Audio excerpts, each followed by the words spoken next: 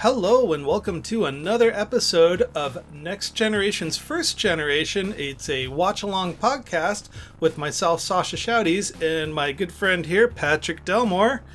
And today Hey everybody. Yeah, today we are reviewing... What are we reviewing today? Let's see. Legacy, the 6th episode of the 4th season of Star Trek The Next Generation. That's right, we get to meet our good extended family friend of Tasha Yar. I think we see her sister, don't we? Yep. All right. And see her we do. It's a catsuit adventure. Woohoo! All right, so if you're new to this, just sync up your DVD, Netflix, or other viewing device, or if you just feel like listening along while you jog, drive your car, or fly in a plane, we're going to give you the countdown of 5, 4, 3, 2, 1, and we're going to hit play. So without further ado, 5, 4, 3, 2, and play. The Enterprise is booking it along, and we are going to shortly join Commander Riker, Commander Data, Lieutenant Worf, and Lieutenant Commander and Ship's Counselor Troy in their poker game. And of course, because this is a poker game at the beginning, we know that something is going to happen with deception in this episode, most notably with Data. It's got to be one boring ship, as Dax likes to say, if that's all they ever do is play poker and nothing else. But it's the least. It shows how people negotiate certain situations with the least amount of stakes, since money is not real. I mean, Riker the poker player is a lot better at negotiations than Riker on the bridge is. So I mean, you know, Troy's kind of taking notes with her eyes here of how these two play off of each other. She's actually, again, Marina Sirtis does a lot more with this part than the script gives her to do with it. She's learning a lot about these two people. Oh, well, so I would imagine that she's all about observing people and trying to understand what their motivations are. So poker would make a good sense. She could read the room. Oh, that's a nice mirror behind Data there. You can see almost like into another room. Well done. Yep, Riker's got a trick going on that he's gonna find Data's card within the deck. And Data, being the observant android that he is, of course, knows exactly how Riker is figuring out where his card is, but gives nothing away. He does tries to do the quicker than the eye routine with literally a video camera with a brain. Yep. There is a version of this trick that you can do. Data just throws the cards over his shoulder. Yep. That's about as complex as comedy gets here in this show. Well, if you've really got somebody distracted with your other hand, you can, and a lot of people do it on stage, where the audience sees that the magician is just tossing stuff over their shoulder, but the person that the magician is interacting with personally does not notice, because the sleight of hand is so good. I've seen video of this happening. It's pretty awesome. Oh, Data is now mansplaining how to do the trick. Mm-hmm. He gets all the chips. It's all the fun out of it. So I always wondered what happens like when they get all the chips. I mean, did they just take the chips to their cabin and they have to host next week? Maybe they might have a set of chips, or they might just replicate them every night and they go back into the replicator. I kind of like the Voyager idea where it's hours of holodeck time or extra rations for the replicator. That makes sense. Oh, the birthplace of Tasha. That's right. So if you remember, Turkana was an Earth colony that was founded before the Federation, and they never decided to join the Federation, and then their government exploded and they've been in a state of civil war ever since. Yep. And this is weird because this whole episode does not cast the crew of the Enterprise in a positive light. Because basically, one of their guys is too close to this place that they consider lawless and have no respect for, and they have to negotiate with what they consider to be savages. I find it unusual how they interact with the main character, I guess you could say, this Tasha Yar's sister, is that they kind of treat her like one of the family, even just because she happens to be related to Tasha. Yep. Rather than judging her by character and experience, it's kind of like, oh, well, this is Patrick's long-lost brother, so he's cool. Yep. No, what they've done here is that it's not only that they're not judging her by experience, it's that they've passed judgment on the whole planet that they live on, that they're just a bunch of thugs. And they think that because Tasha was one of the good ones, that she might not be as thuggish as everybody on her planet is. So to catch everybody up, the ship that they were going to rescue exploded, but just before it blew, the crew beamed down to the planet, and lo and behold, they're going to be captured. So this is the sixth episode in Season 4, Legacy. It was directed by Robert Shearer, written by Joe Menosky, featured music by Dennis McCarthy, and cinematography by Marvin Rush. And this came out on October 29th, so you are that much closer to a 2020 Halloween. We're recording this here in July, so we have absolutely no idea what Halloween's going to look like when you listen to this, but we hope that you have a lot of fun. Yep. We have with us Beth Toussaint, I believe, is the woman who plays Tasha Yar's sister. Born September 25th, 1962. Wow, okay. Very cool. So she's 20. So she's 27 or 28 when they filmed this. She's 57 now. Yeah. And she was in Berserker in 1987. Nice. Look at she that. Famous for anything else? Let's see here. She was in MacGyver, Matlock, Cheers, a lot of daytime TV.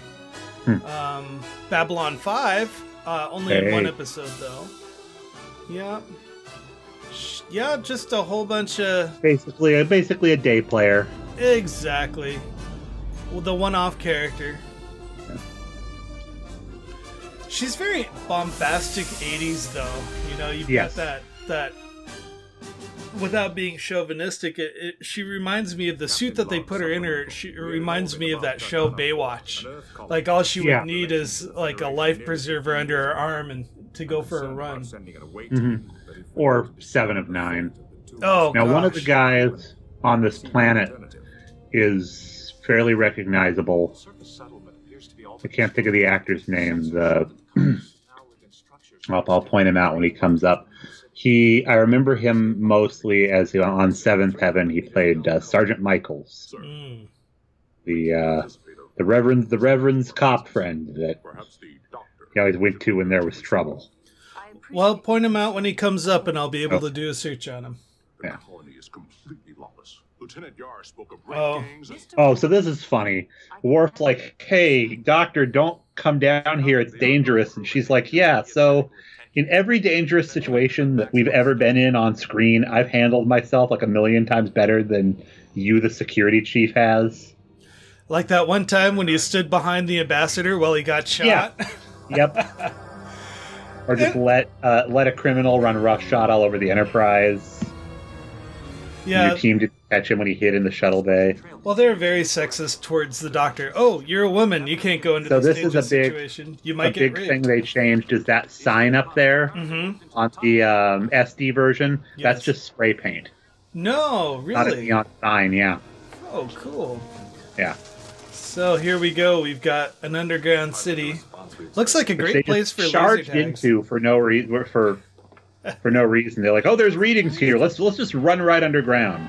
Nothing could possibly go wrong. Oh, All right, this guy here. that guy? Oh, jeez. Yeah. I don't know. He's all over the place. He's another. I mean, he's a recurring. He was a frequently recurring character on Seventh Heaven, but yeah, mostly a day player. So they have proximity alarms that appear on their chest to show that they're too close to the other faction. Yeah, that's gonna take some digging there. And now here's some hypocrisy. So Riker's a little bit irritated here that they just had this run for a bunch of booze, right? Mm-hmm. But he's going to bring a bottle of this booze back to the captain, who's going to like open it and smell it on the bridge and everything. Spoils of war. Yeah, but so he still values rare alcohol himself, but he doesn't care about. But he does not like these people's means of getting it. But basically the conversation is, somebody's got our men. He's like, well, it's the other faction, but you got to deal with us to get him back. And he wants them to trade weapons to help him out, which is a pretty disgusting idea to Riker. Mm-hmm. Well, this isn't the first time where you've heard the disguised villain as the hero saying we're trying to keep the peace. Remember Admiral Iguana? Mm-hmm. And here's the deal: is that it's like they don't want anybody on this planet to have more weapons. They don't think that one side of this conflict is more legitimate than the other. This is what as far as they're concerned, two rival gangs in a neighborhood that used to be nice. Mm-hmm. And your men are in trouble. We'll return to the Enterprise and consider your proposal. I have a feeling that this gentleman's name, Christopher Michael, or that's his name, the guy you were talking about. So he was in The Guyver, Fresh Prince of Bel-Air, Family Matters, The Cable Guy, Seventh Heaven as the Sergeant, Detective, Captain, Chief. So it looks like he got promoted throughout that show. Yeah. He was in iCarly? Wow. Huh. Wow. Okay. He's in Castle, too. There's Oh, yeah, he's investigating the That is one of the most fun. Well, it's one of the most fun? It all sounds so reasonable, but what you described. Oh man, we're freezing up again. No. Oh well. Yep. Let's see. I think we're good. But it's just for a second. So here comes the transmission from the surface. We have. Hey, we've got the big guy. We never got his name, I don't think. The leader of the Alliance. No. Hayne? I like his whole, hey, Riker. Hey, Riker introduced me to your captain, and Captain Picard's like, no, I'm going to jump up here. And everybody reacts to this whole Tasha's my sister thing. It should not matter. Right? At all. It should say nothing about her character. It's really kind of gross that they have to do a DNA test on her to prove that she's trustworthy. I mean, they all but say, Tasha was a credit to your people's race. That's pretty much the impression they're putting out here, which is gross. It reminds me of when they brought Yar's daughter back, and everybody kind of had the same reaction. They're all standing on the bridge with their mouths hung open. Mm-hmm. Hasn't happened yet. No. Looking forward to when we get. Yeah, I kind of wish she hadn't left the show, but I think that would have prevented any room for the character of Worf to grow. But I did like the idea of one person in charge of security, one person in charge of tactical. Yes. And in fact, you could actually have Tasha help Worf tease out a lot of his Klingon culture. Mm-hmm. Okay, so they've conferenced right there on the bridge during, they've muted the conference call, And they've pretty much decided to see what these folks have to say and what their intentions are. So yeah. My question for you is, what with this group is any different than in the episode that follows this, where you have two Klingon factions fighting for control that they take completely seriously? What's the difference? Scale. There's just a whole bunch of people fighting in a ruined city. Yeah. So they really have no interest in helping out, whereas the Klingon Empire, that's going to affect kind of the interstellar politics. And they were an ally at the time. Yeah. But I hear what you're saying is that maybe they are kind of walking that prime directive line in this episode. Because the only reason they are there is to get their people back. Yep. It is surprising to me. It's a group they stay far away from otherwise. We had a number of conversations. Hey, Patrick, you know, I met your long-lost brother a long time ago. We had a lot of conversations. I like that Data is able to, when he talks about Tasha, to really, soften his voice. Yeah. Kind of bring... And, and also because he thinks, he's talking about somebody that Tasha's sister loves. The expression on your face. Well, Data's, he's as close as he's going to get to love with Tasha. Yeah. But he really kind of wanted this person to replace her. What I don't understand is with that torn up outfit she's wearing that she was able to get such a nice clean cut on her hair. I know. Well, so could her sister for all that's worth. I mean, they're kind of the queens of hair. She looks like she has a little bit less mousse than Tasha. I mean, you could probably have lit a match on Tasha's head or, used her hair for a hard hat some of the times, but. That was a very cold reception they gave her. Oh, yeah, they all turn around and stare at her when she comes into the room. Like, who is this new? But I mean, that's a big deal that Riker gives up his seat and lets her sit at the head of the table. That's big for Will. He's got his foot up on anything? He did when he was talking to her CO.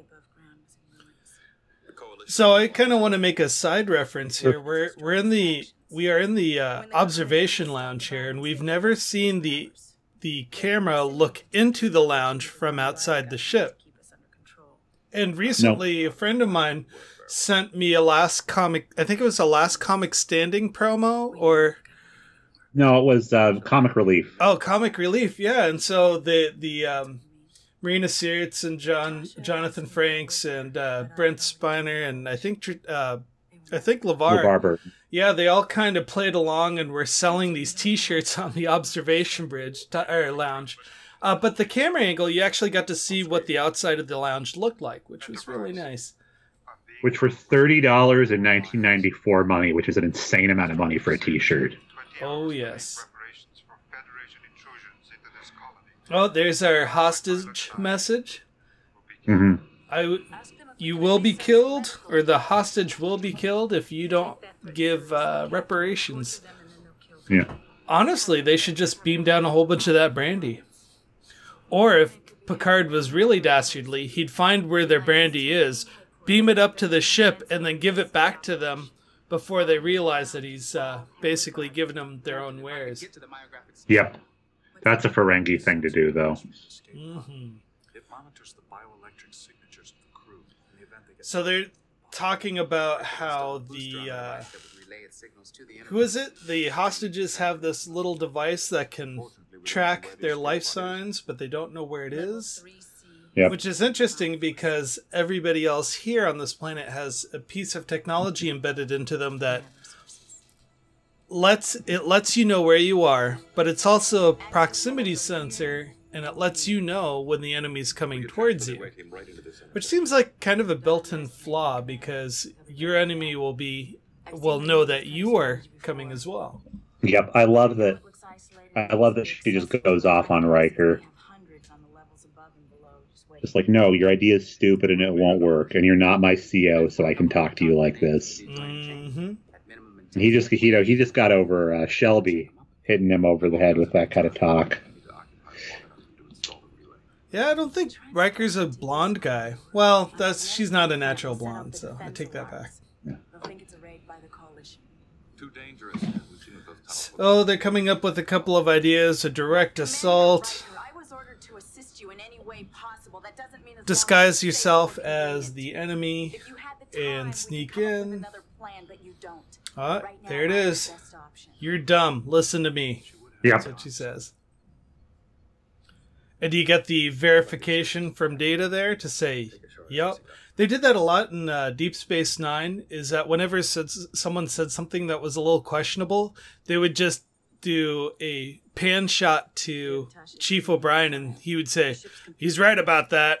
Yep. And it seems like every couple episodes they always used him as like the validating factor for something kind of nutty. But you need that. You need that sometimes. You need that third party, especially because you as the audience don't know yet what the rules of the show are, and these scripts do pander to the audience. in our memories as well. Mm-hmm. They're kind of like we're gonna try to put you in the same spot as our the rest of our crew. You know, I didn't realize this until now. The shot that we were looking at here looks up into the surgical bay, and you could see these painted metal rods hanging out of the ceiling there, right above Data's head. And I wonder if that's some of the hardware they use to mount lights as well, like when they're actually doing the shot. I bet it is. That's a good observation. Because it looked very un-Star Trek-like. I mean, the hardware fits in. They could have slapped a sticker on it, and it would have looked very space age. Oh, there's our shuttle. They found it. Yep. I'm a little confused because I thought the shuttle exploded. Oh no, that's the escape The pod. escape pod. Yeah. Mhm. Hi, Captain. So they are beaming the escape pod up? No, they're beaming the people in. Yeah. And she has triggered the proximity alarm. And she has a shard of the dark crystal around her neck. Tunnel 16. Come on. Yosh, go with that. Now I'm just waiting for Arnold Schwarzenegger to run by. Yeah. Give these people air! Very much so. That's on Netflix if we did want to try and do a commentary for it. Yeah, I was just watching it last week. Hey man, I got 5 kids to feed. What happened to number 6? Yeah.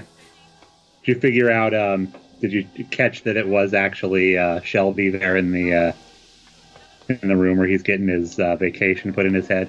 What? No. Yeah, the glasses. Yeah, the technician with the glasses. It's Admiral Shelby. That's 2 people in Star Trek in that movie that I know about now. Because the other Mark one... Alamo is in that. Sonia Gomez is in that. Yeah, Gomez, yeah, no. I didn't know about Mark. Yep. There's a few other people from Star Trek, too. I think there's like 5 people from Star Trek in that. So I'm confused. They beamed in to repair this shuttle to look for hostages? Is that what's Because going on? the shuttle, the escape pod has bio-tracking in it. So they can, once they get that up and running, they can figure out exactly where the hostages are being kept. Because they all have tracers in them. Normally you just use the comm badges, but as you could see from the video the video feed of the guy talking to them on the ship, he doesn't have his comm badge. Now that was a really cool effect. So she fired her phaser as she fell backwards. It scarred the scenery behind him. I love that kind of detail. Get us out of here. Oh, we are in a cowboy shootout behind the water trough, and O'Brien pulls them out. And everybody's standing around with the look of shame like, yup, we failed. And it's all this lady's fault. Riker's like, I'm in so much pain right now. I can stand and hold her, but I can't step forward. Oh, yeah, that's right. He's got a bad back. Crusher just called me with the results of the DNA comparison. Ishara is Tasha's sister. Ishara is Tasha's sister. Oh, that means she's one of the good ones then. Oh, did we just figure this out? We're freaking, Yep. what, 20 minutes into this? Just Yeah, about? halfway through. Oh, I'm telling you, in modern TV, they would have had this figured out in about the first 2 or 3 minutes. They'll just wave a device in front of her. Yep, DNA matches. We're good. I don't buy this. I do not buy this with Riker saying this about, we almost lost, lost Tasha under my command. I couldn't handle losing her sister the same way. And it's like, really? You never met her. She's not Starfleet. She's just a volunteer. Mm-hmm. If anything, if I were Picard, I'd say they probably dug her up to manipulate me. And that's exactly what they did. One of the interesting things, if you have time to go back, is to look at that conversation in the ready room, or not in the ready room, in the captain's quarter. And as Will is exiting, you can see the items on the shelf. And for a hot second, it looked like there was a bottle of Kahlua-like labeling there on the shelf. And I thought that was like, oh, okay. Well, they have bottles in the future. There we go. Now, this is disappointing because it gets retconned. Picard's telling Ishara the story of how he first met Tasha. Mm-hmm. And that he had seen her go through this, in a combat, do really amazing in a combat situation. So he picked her for the crew of the Enterprise. Now we're going to get in the final episode a flashback to Picard and Tasha meeting, and they met when he came on board the ship. Yeah, that's right. Was it he in a shuttlecraft or something? Yep. O'Brien on a shuttlecraft, and then he introduces himself to Tasha. This thing looks like a ziggurat. Oh, that outfit is terrible. Yep. Oh my goodness. I would be embarrassed to wear that. Mm-hmm. I'd be embarrassed to wear it too, man. And I mean, that's how men. It's funny because that's how men dress in the 24th century. I mean, you'd get a vest, right? But I mean, for her to go to the bathroom, she'd have to strip down all the way. Oh man. I think they can just beam whatever you ate out of you if you don't want to get out of that. Yep. But that's Gene Roddenberry's future right there. Hot women in skin suits. Yep. Yeah, that's really too bad. They lift and separate. I'd be happier if there was a guide in a unitard hanging out behind her. Well, we saw that in that episode with the guy that Crusher fell in love with. But look at, Data, just softens himself so much to talk about how he feels familiar with people and all of this. It's really kind of fascinating. Because in the first season, you would just, say everything in pretty much the same tone of voice. But he's really this is a conversation just for both of us, even though it's common knowledge aboard the ship, what I'm going to tell you. Well, he understands that what intimacy and relationships are about. Not physical intimacy, but emotional intelligence.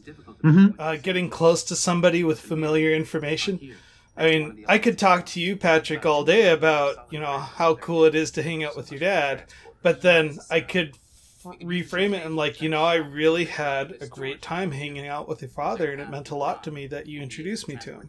So just the tone and the inflection and how you approach, somewhere Data's heuristics kind of pick that up, that he's going to have a more of a connection with somebody if he softens up, slows it down, and states the obvious. Mm-hmm. We do not have much choice. You'd have to if you're going to be in a command position, and he is in a command position. For him, you have to talk to. Go ahead. For him to be second in command of the ship, he doesn't act like it. He doesn't.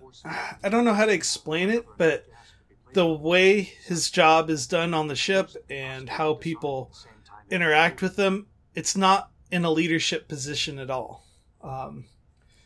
If there is a person who is second in command, you think he'd be wearing a red shirt and that he'd take a few duty shifts sitting in the big chair like Will. We've seen Data sit in the big chair. Have we? Okay. Yep. Okay. More than a few times. But here's the thing. It's the only time we've seen really with two main characters in an adversarial role like that is Discovery with Saru and Michael Burnham at the beginning of the show. Right. Where they would, argue things out, and it's you can't with Riker. especially because let's say Data was human but had all the same abilities, like he just knew a bunch of stuff. It doesn't work to always be right with your superior. Mm-hmm. So you got to step out of the way, and that's what Data does. If Riker's not there, Data's in charge. But if it's Riker and Data, Data is Riker's subordinate, not another commander. Why is that guy playing chess with himself in the background? Figuring out how to play it. Just studying the board, you know. Yeah. Yeah, I got to see one of those boards, and I had no idea what was going on. Is it even a real game? Three-dimensional chess? Yeah. I think there's rules for it. Huh. So here's the big question: is with Yar's sister here, kind of revealing what it's like to live on the planet versus getting away from it all. Is this manipulation or is this truth? I hardly even know you. She says later on that it is truth. It doesn't matter to Data if in the end she manipulates him. I mean, he remembers everything she said. Mm-hmm. It's all there. There's no like one thing better than the other. There is for her because she's a human, right? So she's having a moment here with Data. You can see it in her face, and at the end of the episode, she brings it up and says, "You know, we were in 10 Forward together. You know, that was a real moment." And Data's like, "Well, I don't have those." I'm surprised that Data was okay with her calling him a friend. He was a little hesitant. You could see like he's very android right now. He's not personable. But also, she is a civilian technically, so they can have that relationship. I think he's probably been called a friend by people before, and maybe talked to Troy about it, and he's like, I don't know how to react, and she's like, accept it as a compliment. Mm-hmm. Accept that they're trying to say something kind to you, and return the favor. And again, it's that end scene where he doesn't do that. Like, he's responding to her exactly right in that scene, as human being to human being. And when he says goodbye, he's like, yeah, I'm not a human being. I'm not in a place where I need to play that human game, because your feelings don't matter to me anymore. I'm never going to see you again. But Matt and I watched this afternoon, and something big comes up, and I'm going to see if you agree with what happens here later on. It's to do with Ishara's implant that she gets taken out. Oh, okay. And I think that deleted scene from Star Trek Nemesis, where they go through Data's stuff. Oh yeah. That's what Geordi finds and holds up and shows to Worf, is that chip that they took out of Ishara. Oh, okay. We'll have to look out for it. It's one of the few times this conversation that they just had in the ready room where Counselor Troy was doing her job. They were talking about her sincerity on, possibly leaving the movement, and Troy just said, I sense ambiguity from her. Just a nice, fast, cold read. Mm-hmm. Which Matt didn't love, because he thought that Troy should be able to see exactly what her motives are. Well, they established early on, I think either in the first episode, that she was only a half Beta Z, so she could understand feelings and emotions and intentions, but she couldn't do the quote-unquote mind reading that full Beta Zs could do. Mm-hmm. Just with her mom and with Riker are the only people she can really do it with. Where did this kiss come from? I'm sorry. Well, think about it. It's a true manipulation. So if she had done that in private, he would have been like, "Oh, it's probably a trick. She didn't want anybody to see." But she's on the main bridge. She doesn't care who sees. So that means that kiss might actually mean something. But she did just go to what I imagine was not a secure line to the planet and say, "Yeah, this ruse we're running on the crew of the Enterprise is actually working." But nobody thought to check. No, not at all. So we're in sickbay. How many costume changes does this actress have? We should have counted that. All right, there's the chip. It's a little flat octagon piece of glass. Yeah. or plastic. You might want to keep this. It's been with you a long time. Huh. It's not very big. Nope. About the size of a quarter, maybe. Mm-hmm. A dime. That no, was it's a quarter. You're right. that was the bomb in my body. Huh. Have you reconsidered the decision to stay with Well, he holds on to it, so that's Yeah. a possibility. Something goes And in the final scene of this, he's going to be holding it and looking at it. So in Nemesis, you say that Geordi and Worf are going through a box of Data's things, and that's one of the items they pulled They're out? in his office, and there's a bunch of stuff that he has in there. Okay. if I'm lucky. His cat, a few other things, and they pick up a little square chip, hold it, and look at it. I do absolutely love how Ashana has a blue holster for her phaser now. I don't know if you saw that or not. 6 kilometers. Those replicators are amazing. You can be fashionable while you go into battle. I have phasers, super drill from space. 1.3 kilometers. It's like, wow, with like 20 of these ships, we could just blow up a planet. Could and have. Well, they don't have enough kyber crystals in the next Right. generation universe.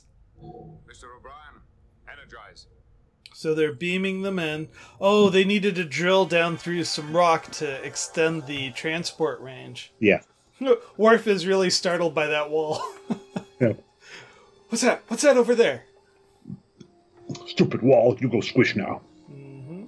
Worf, what is it with you and walls? Nothing, sir. It's just when I was a child, a wall irritated me to a great extent. Shara. Follow me. Everybody's unsure except for her. Gotta trust her.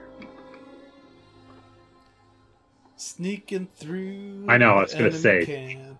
Sneak, sneak, sneak. No, I'm not. You know, for this to be the central headquarters of the enemy camp, the lighting is pretty bad and there's nobody around. It's through here. Yeah, that's how you know they're terrorists, right? Bad lighting. Bad lighting. Oh, yep. And Chromie bodysuit. I know. He's like, okay, I'm on guard duty. I'm just gonna turn.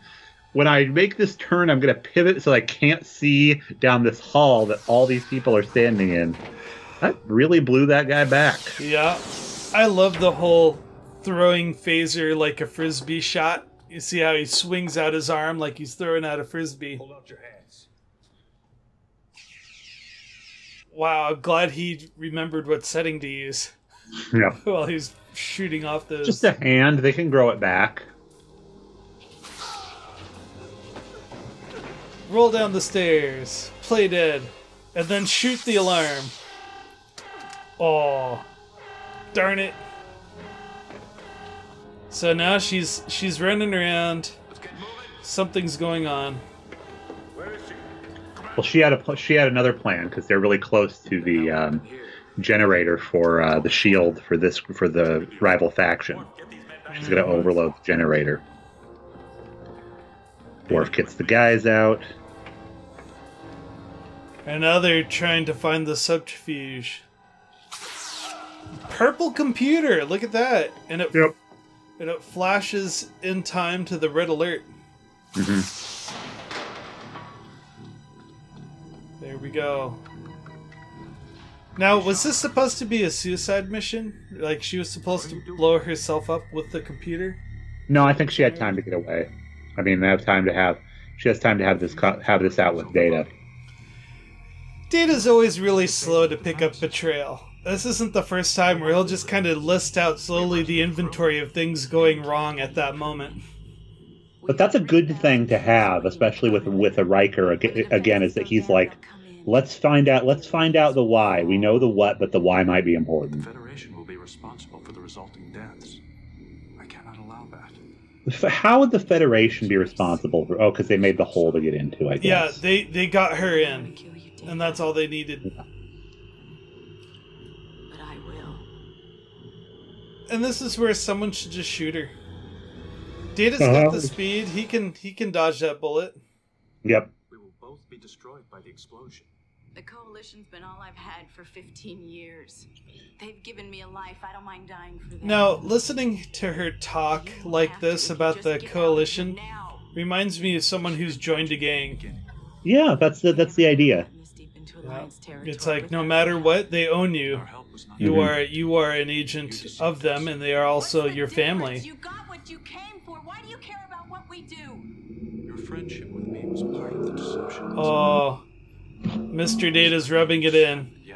Everything you said was a lie. That doesn't matter now. None of it does. Now get out of here, Data, please. Yeah, we couldn't be seen to have interfered, and now you made it look like we interfered.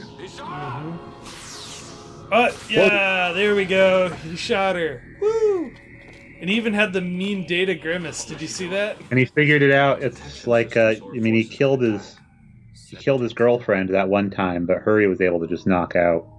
Ah, so her phaser was set to kill. She could have killed Data. That was the point. Will a phase, and I guess a phaser on a kill setting will kill him, just blow up his body. I love Worf just marches her in here. You stand there, lady. Another costume change. Yeah, she's back into her Alliance outfit. It was a calculated risk.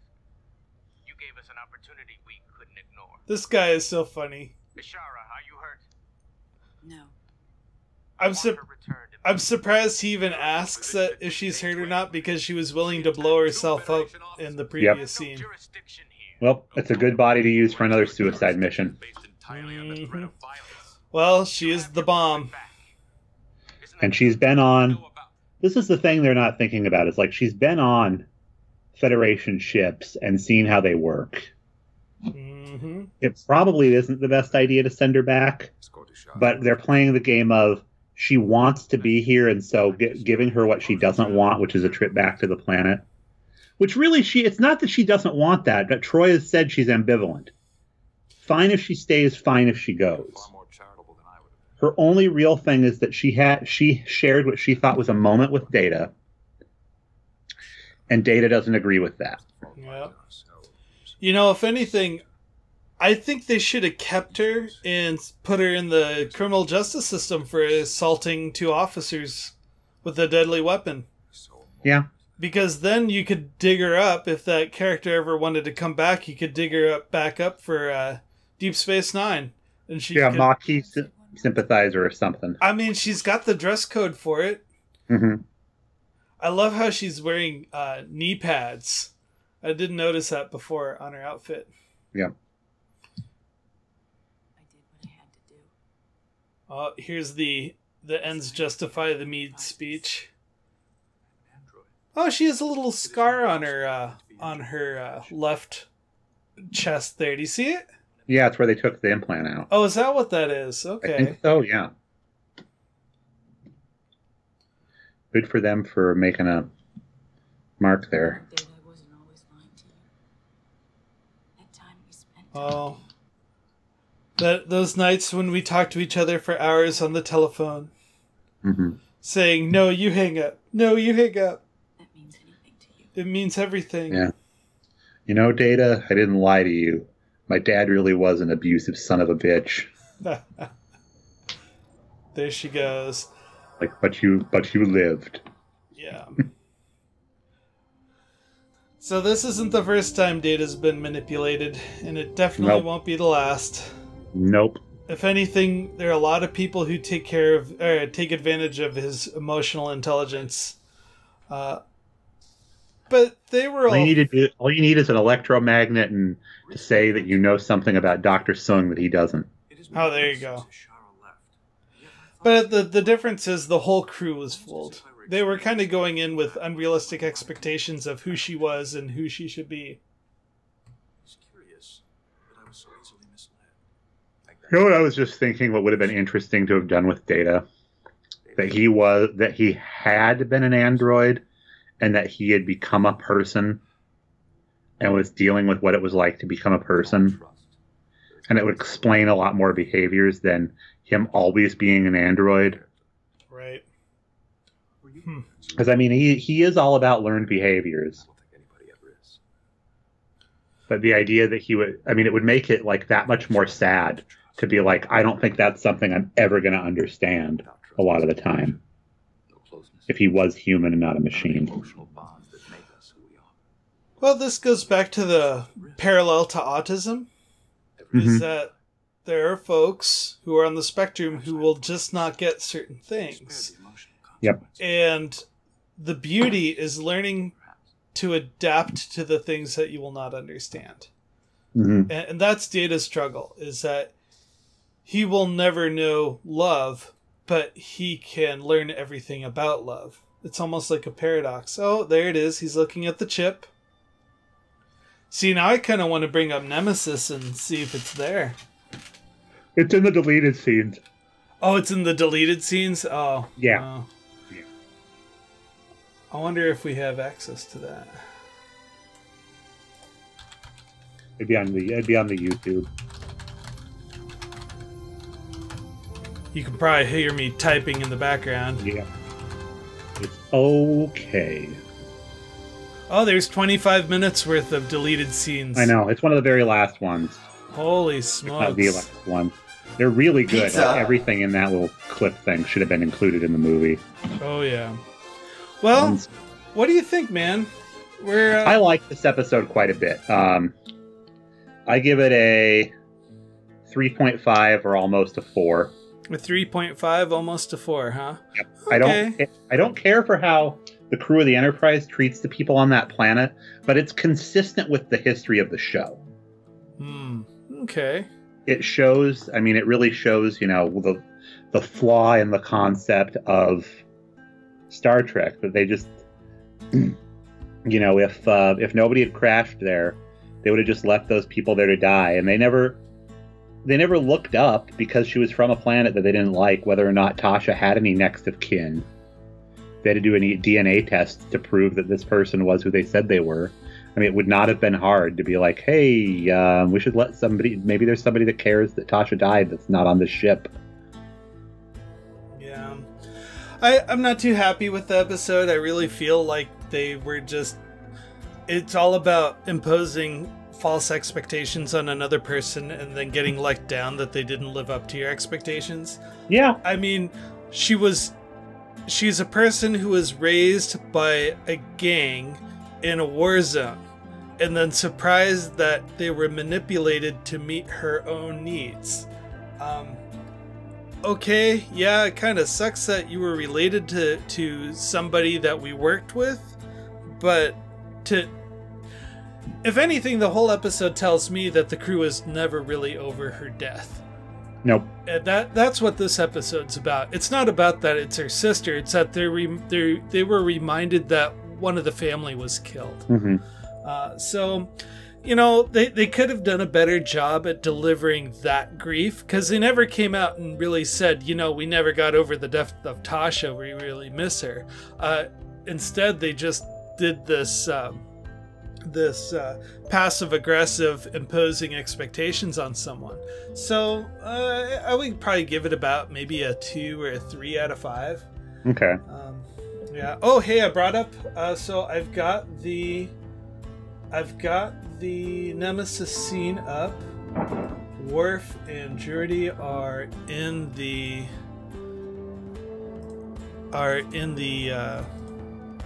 Oh, they got Spot. They're looking through the things in the desk. Yeah. Okay, here, hold on. And there's the chips. Okay. So, what do we have here? We have Worf's got Spot. Geordi is picking up things off the desk. And in that desk, there's a crystal. There's a little computer chip there. It's not the same. No, it's not. You're right. No, that looks like Data's emotion chip, I bet. But he had it in him when he blew up. That's weird. Yeah. Huh. Oh, wow. Geordi looks pretty badass with that visor. I know. If anything, he seems like you can see a broader range of emotions without the visor. Mm-hmm. Ha! Hear that? Worf said, I'm not a cat person. That's great. Oh, I'm gonna have to sip. I mean, this is 25 minutes of deleted scenes. I'm gonna have to. It's really worth watching. There's so much good stuff in there. Oh my goodness. Well, that's how good that episode Legacy was. I got distracted by deleted scenes of another movie. All right. Well, I think that's just about it, folks. what do we got coming up next? What's our next big episode? Reunion. Reunion. I don't remember that one. Introducing Alexander. Oh, that's right. Where we first see the sun? Is that where they have that weird wave guide emergency on the ship, and they're trying to slow down this transportation wave before it hits a planet and kills everybody? No. It's the first appearance of Gowron. Oh. Basically, Alexander's mother shows up to negotiate, to work with Picard to negotiate who's going to take over for the previous Klingon Chancellor, Kempek. Okay, this is where the mom gets killed. Okay, yes. I gotcha. My memory's doing pretty bad. Well, folks, with that in mind, please look forward to our next episode. You can find us on iTunes, Libsyn, and pretty much anywhere where you can get podcasts nowadays, Stitcher included. So Next Generation's First Generation. We also have a Facebook page called Next Gen First Gen. If you want to write to the show, what's our email address? nextgenfirstgenpod@gmail.com. Great. All right. And then also we'd like you to Google Two True Freaks Network. They have a plethora of amazing Star Trek, sci-fi, and comic book-based podcasts. I actually think that there's a few, I want to say 1,000 hours worth of material on that page. They've got a show for just about anything. Yeah, from where we're at here, they have already had 5,000 episodes of content drop. Oh my goodness. And each one of those episodes is at least about 40 or 50 minutes long. Yep. So that's impressive. That's a body of work. Yeah. Well, folks, with that being said, we'd like to say thank you and have a good day. Why am I interviewing you guys? So you're the guest. So Sasha, what's a Star Trek Next Generation? I'm the guest. So Sasha, what is Star Trek Next Generation? Seek us out at Next Generation's First Generation at iTunes, Google Play, and YouTube. Music credits include Electric Car by Poddington Bear, Broke for Free, As Colorful as Ever, Glass Android by Lee Rosevere, To Smoke a Cigarette by Movie Theater, Audio engineering by Sascha Schaudies, Chief Meme Maker, and episode cover credit